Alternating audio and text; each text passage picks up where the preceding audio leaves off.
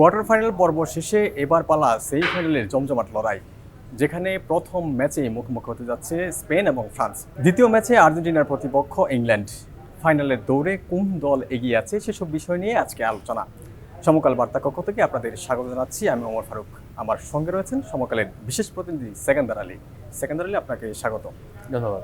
প্রথম ম্যাচেই ফ্রান্স এবং স্পেনের মুখোমুখি হতে যাচ্ছে। ফ্রান্সের কথা যদি আলাদাভাবে বলতে হয়, তারা 2018 সালে বিশ্বকাপ জয়ী দল, 2022 সালে তারা ফাইনাল খেলেছে এবং এবারও তারা দুর্দান্ত ছন্দে রয়েছে। অন্যদিকে স্পেন 2010-এর পর তারা 16 বছর পর তারা সেমিফাইনালে উঠেছে। কি মনে হচ্ছে, কেমন হতে পারে? ফ্রান্স যে বিশ্বকাপটা জিতেছে 2018 সালে, সেই দলের থেকে এই দল অনেক বেশি বেটার। 2022 সালে যে দলটা খেলেছে সেই দলের থেকেও এই দলটা বেটার। কারণ হচ্ছে তারা হলো কোয়ালিটি ফুটবল খেলছেন এবং কোয়ালিটি ফুটবলের সঙ্গে সঙ্গে তাদের যে জোন ভাগ করে যদি আমরা বিশ্লেষণ করি, তাহলে দেখবেন যে ফরওয়ার্ড লাইনে তাদের প্রতিভাবান প্লেয়ার অনেক বেশি। এটা সংখ্যাটাও অনেক দল, তাদের যে রিজার্ভে প্লেয়ার রয়েছে সেই রিজার্ভ প্লেয়ার দিয়ে অন্য দলের স্ট্রাইকিং জোনটাকে ফুলফিল করা যাবে।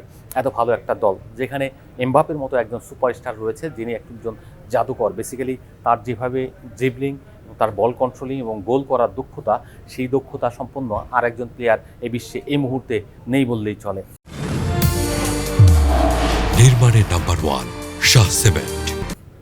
মেসি অনেক গোল করছেন, তিনি তো কিংবদন্তি হয়ে আছেন, তার কথা আলাদা। আমরা যদি এই জায়গায় চিন্তা করি, এমবাপে অনেক সফল একজন প্লেয়ার। 2018 সালে বিশ্বকাপের ফাইনাল গোল করেছেন, সেখানে চ্যাম্পিয়নশিপ প্রথম উদীয়মান প্লেয়ার হয়েছেন। আবার চিন্তা করে দেখেন, তিনি 2022-এর ফাইনালটা ছিল, সেই ফাইনালে আর্জেন্টিনার বিপক্ষে হ্যাটট্রিক করেছেন। হি ইজ অসম, ইনক্রেডিবল, মানে তা অবিশ্বাস্য রকমের ভালো একজন প্লেয়ার। আনফর্চুনেটলি তিনি ফ্রান্সের না হয়ে যদি, মানে ফরচুনেটলি যদি অন্য দেশের হতেন, মানে আর্জেন্টিনা কিংবা ব্রাজিলের, তাহলে এতদিন 3বার কিংবদন্তি হয়ে যেতেন। সেই জায়গায় ফ্রান্সের হওয়াতে, কারণ ফ্রান্সের অতটা সমর্থন বেজ না, বিশেষ করে আমাদের মতো দেশে এইসব অঞ্চলে। আমাদের এখানে ম্যাক্সিমামই হলো আপনার লাতিন ফুটবলকে অনেক বেশি প্রায়োরিটি দেওয়া হয় এবং আমরা সেই পেলে ম্যারাডোনা কেন্দ্রিক চিন্তাভাবনা বা সমর্থক গোষ্ঠী যারা তৈরি হয়, তারা গড়ে ওঠেন ওইভাবে। কিন্তু ইউরোপে কিন্তু ওই রকম আপনার বাংলাদেশ কিংবা ভারতের বলেন, সেভাবে সমর্থক তৈরি করতে পারে না, সমর্থক বেস তৈরি হয়নি। তো সে ইউরোপের ফুটবলের প্রতি যদি ওই রকম তৈরি হতো, তাহলে আরও বেটার হতো। তা সেক্ষেত্রে দেখতেন তখন ফ্রান্স, এই এমবাপে এই পৃথিবীর সেরা খেলোয়াড় হতেন। দেমবেলে, তার মতো মানে আরেকজন প্লেয়ার কয়টা দলে আছে। তার সঙ্গে যদি অলিসের কথা চিন্তা করেন, রয়েছেন মানু, কোনো, তাদের মতো এই যে প্লেয়ার, এই প্লেয়ারগুলি মিলিয়ে, সব মিলিয়ে যে ফ্রান্স, এই ফ্রান্স হলো দুর্দান্ত, এই ফ্রান্স হলো শক্তিশালী, এই ফ্রান্স হলো মানে বিশ্বকাপ চ্যাম্পিয়ন হওয়ার মতো শ্রেষ্ঠ দল।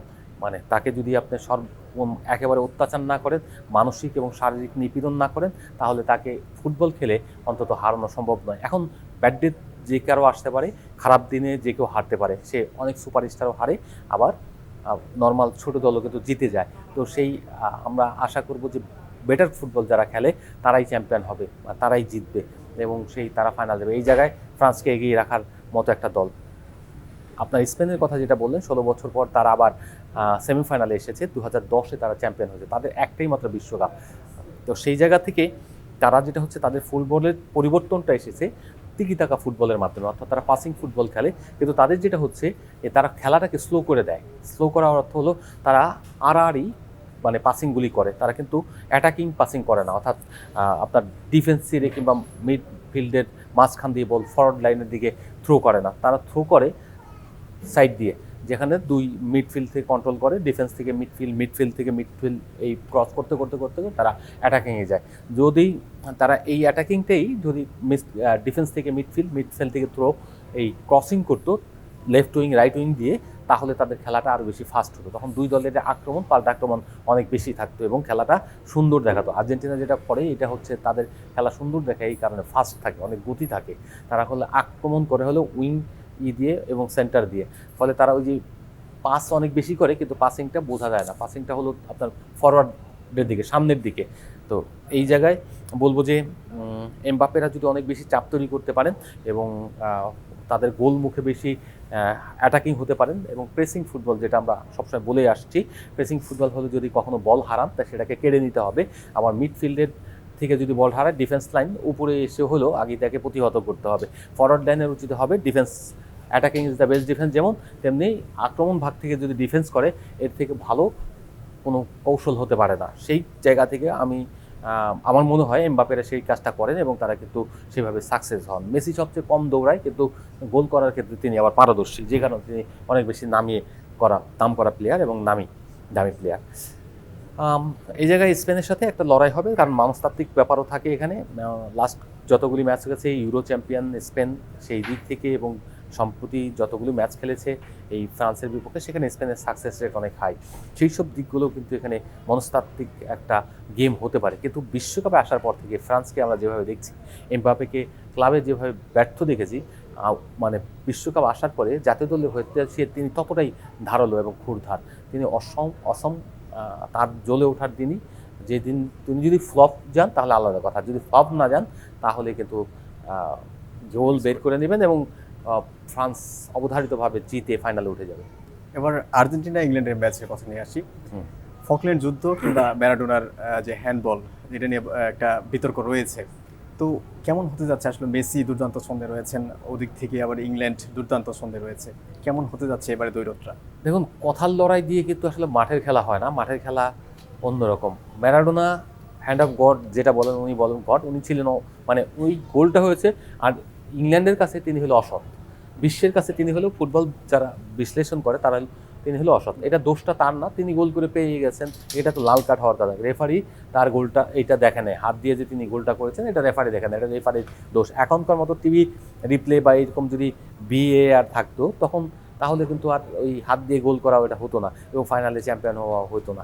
তো সেই জায়গা থেকে এই বিতর্ক তো থাকবে এবং ইংল্যান্ডের দুঃখ এটা সারা জীবনের মতো তারা ওই জায়গা থেকে মনে রাখবে।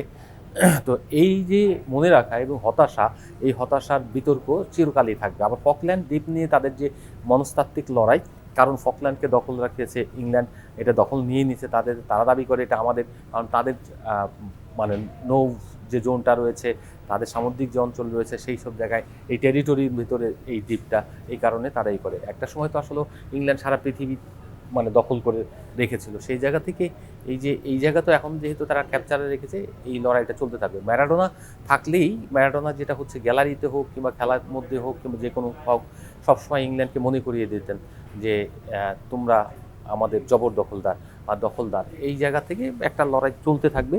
ওই অলরেডি আমরা একটা দেখছি, স্লোগান তৈরি করে ফেলেছেন মেসিরা, তাদের দল, আমরা ম্যারাডোনা এবং মেসি এর জন্য করব ফকল্যান্ড। এই তিনটা জিনিস ইংল্যান্ডের বিপক্ষে যাওয়ার জন্য তার একটা প্রেরণামূলক একটা সঙ্গীত অলরেডি তো স্লোগান তৈরি করে ফেলেছে। তো এই স্লোগান দিয়ে হয়তো উজ্জীবিত হবে। আবার ইংল্যান্ডেরও অনেক কিছু, আমরা তাদেরও একটা উজ্জীবিত হওয়ার মতো অনেক কিছু রয়েছে। অনেক বছর ধরে তারা ভালো করতে পারছে না, 56 বছর আগে তারা ফাইনাল খেলেছিল, তার পরবর্তীতে আর শিরোপা জিততে পারেনি। নির্মাণে নাম্বার 1 শাহ সিমেন্ট। তো ইংল্যান্ডের ফুটবলের জনকই হলো ইংল্যান্ড, মানে এখন তারা এত কিছু করেছে, খেলাটাকে সারা পৃথিবীতে ছড়িয়ে দিয়েছে, খেলার আবিষ্কারক তারা, তারপরে তারা বিশ্বকাপ তেমন জিততে না। তো এই জায়গাটা থেকে এবার অবশ্যই এই দলটা যে রয়েছে, বেলিংহাম, তারপরে আপনার কেইন, তো তারা যদি ভালো ফুটবল খেলতে পারেন, তারা অল আউট ফুটবল খেলতে পারেন, আমার মনে হয় যে আর্জেন্টিনাকে তারাই কেবলমাত্র রুখতে পারেন সেমিফাইনালে, তাছাড়া আর কিছু নয়। আর্জেন্টিনা তো অপ্রতিরোধ্য হয়েই রয়েছে। সব কিছুর মধ্যে বিতর্ক বাইরে রাখলাম, আমরা এক সাইডে যদি বিতর্ককে আলাদা করে রেখে দেই, তারপরেও তাদের ফুটবল যে শৈলী, সবচেয়ে বড় যে বিষয়, টানা 3টা ম্যাচে তারা ব্যাকফুটে থেকে কামব্যাক করছে। এটা একটা যে কোনো দলের জন্য ভেরি ভেরি সিগনিফিক্যান্ট। কারণ হচ্ছে আপনি পিছনে পড়ে যদি ওভারকাম করতে পারেন, সেটা অ্যাথলেটিক্স হোক কিংবা ফুটবল হোক বা যে কোনো গেমই হোক, সেটা হচ্ছে আপনার সক্ষমতার প্রমাণ করে, যে মেন্টাল স্ট্রেংথের প্রমাণ করে, আপনি লড়াই করতে জানেন। এবং সেই লড়াইটা আর্জেন্টিনা কিন্তু অলরেডি করে ফেলেছে। এবং এই ধারাবাহিকতা যদি থাকে, তারা যে কোনো সময় পিছিয়ে গেলেও আবার কামব্যাক করতে হবে। সেই ক্ষেত্রে প্রতিপক্ষ যারা হয়, মানে খেলবে, এই ইংল্যান্ডের ওইরকম ছন্দময় ফুটবলই খেলতে হবে এবং অ্যাটাকিং ফুটবল খেলতে হবে, আবার ডিফেন্সিভ প্রেসিং, মানে কোনো কারণে বল হারালে তাদের আবার ডিফেন্স লাইনে চলে আসতে হবে, এই করতে হবে। অরক্ষিত কোনো কিছু রাখা যাবে না, কারণ হচ্ছে তারা আলাপ ভারেজ বলে না, যারাই রয়েছে ওখানে, তারা কিন্তু আপনার এইটা বের করে নিয়ে যেতে পারে, গেমটা বের করে নিয়ে যেতে পারে। সব কিছু মিলিয়ে আমরা যেটা মনে করি সেটা হচ্ছে যে আর্জেন্টিনা ইংল্যান্ডের বিপক্ষে ফেভারিট। এবারের অন্যান্য বিশ্বকাপের তুলনায় এবারে পেনাল্টি মিসের হার আমরা বেশি দেখতে পাচ্ছি, রেফারির বিতর্কটাও বেশি দেখতে পাচ্ছি। আসলে কেন হচ্ছে এরকম? আসলে মেসি পেনাল্টি মিস করেছেন, ব্রাজিলের ব্রুনো তিনি গুরুত্বপূর্ণ একটি জায়গা যে পেনাল্টি মিস করেছে, যার কারণে ব্রাজিল নকআউট থেকেই বাদ পড়ে গেছে। কেন হচ্ছে আসলে এরকম? বিশ্বকাপ ধরেন অনেক কিছুই থাকে, ব্রুনোর কারণেই হয়েছে তা না, ব্রাজিলের মিস্টেক করার কারণে এবং ব্রাজিলের বিশ্বকাপ থেকে ছিটকে যাওয়ার অন্যতম কারণ হলো তাদের ফুটবল খেলার কৌশলটা ভালো ছিল না। তারা যে খেলেছে সেটা হচ্ছে যে জাস্ট অ্যাটাকে গিয়েছে, তারা ডিফেন্স করার যে একটা কৌশল রয়েছে যে প্রতিপক্ষের পাশে বল হারালে সেই বলটাকে আবার কেড়ে নিতে হয় বা ডিফেন্স করতে হয়, এই কৌশল তাদের একেবারেই ছিল না। তাদের একেবারে দুর্বল কৌশল। তাছাড়া নেইমারকে প্রথম থেকে না পাওয়া এবং নেইমার তার যে ছন্দটা রয়েছে তিনি ফিট প্রপারলি ছিলেন না, এগুলি একটা বড় ব্যাপার ছিল। আবার যেদিন আপনার লাস্ট গেমটা হলো রাউন্ড অফ 16-এর, ওই দিন অবশ্যই কোচের ভুল ছিল। কোচের ভুল ছিল এই কারণে যে প্রথম থেকে যদি নেইমারকে নামাতেন তাহলে খেলার একটা প্রেশার থাকবে অন্যরকম। তারকারা মাঠে থাকলে যেটা হয়, তারকাদের প্রতি ফোকাসটা থাকে প্রতিপক্ষের সবচেয়ে বেশি। ধরেন মেসি থাকলে মেসির প্রতি অন্যদের 11 জনের ফোকাস থাকে, 11 জনের ফোকাস থাকলে মাইন্ডসেট চেঞ্জ করে দিতে পারে। মেসি যদি এলো পাতারে দৌড়ায় তাহলে দেখবেন বা দাঁড়িয়েও থাকে, তারপরে ওখানেই এসে একজন দাঁড়িয়ে থাকবে। তো এইটা হচ্ছে মাইন্ড গেম খেলা। মাইন্ড গেম হলো তারকা থাকলে যেটা হচ্ছে যে মাইন্ড গেম খেলতে হবে। আবার ধরেন ভেতরে যখন আপনি খেলবেন তখন গালাগালি করতে জানতে হয়। গালাগালি মানে প্রতিপক্ষ প্লেয়ার যারা থাকে তার লাইনে যারা খেলে ওই লাইনে প্লেয়ারকে মানে অ্যাংরি করার জন্য, মানে তার মনোযোগ নষ্ট করার জন্য বা তাকে উত্তক্ত করার জন্য আপনার মনস্তাত্ত্বিক গেম খেলতে হয়, যেটা আমরা স্লেজিং বলি। সেই গালাগালটা কীরকম হবে সেটা আপনার উপরে ডিপেন্ড করে। যেটা একেবারে বর্ণ বৈষম্য কিংবা অন্য জিনিস আপনার বিরুদ্ধে শাস্তিমূলক ব্যবস্থা নিতে পারে সেই রকম না। সেটা যেন হয় আপনার নানাভাবে আছে, ওদের তো অনেকগুলি ভাষা থাকে, সেই ভাষাগুলি ব্যবহার করে উত্তক্ত করা যায়। আমরা এরকম অনেক ঘটনার অতীত রয়েছে, আমরা নিজেরাও দেখেছি। খেলার সময় আমরা নিজেরাও সেই কাজটাই করতাম, যে কারণে আমরা জানি যে স্লেজিং হলো পার্ট অফ দ্য গেম। তো যে কোনো গেমেই স্লেজিং, এখন ফকল্যান্ড নিয়ে হয়তো ওরা বলবে তোরা তো দখলদার, তোরা ডাকু, তোরা ডাকাত, এরকম নানা রকম কথা বলবে। আবার ওরা বলবে তোরা চোর, হ্যাঁ এরকম কথা বলবে। নানা রকম বলতে বলতে বলতে বলতে এই যুদ্ধটা চলতেই থাকবে। মেন্টাল যুদ্ধটা যখন চলে তেমনি খেলার পায়ের জাদুটা থাকতে হবে। আপনার যতই কথার লড়াই করেন আর যাই করেন সেটা মানে খেলাটা যেন মুখে না চলে আসে, পায়েই থাকে। আপনাকে অসংখ্য ধন্যবাদ আমাদের সময় দেওয়ার জন্য। দর্শক, আজ এই পর্যন্ত। বিশ্বকাপের অন্যান্য খবর নিয়ে আমরা আবার হাজির হব। ততক্ষণ পর্যন্ত সমকালীন সঙ্গীত।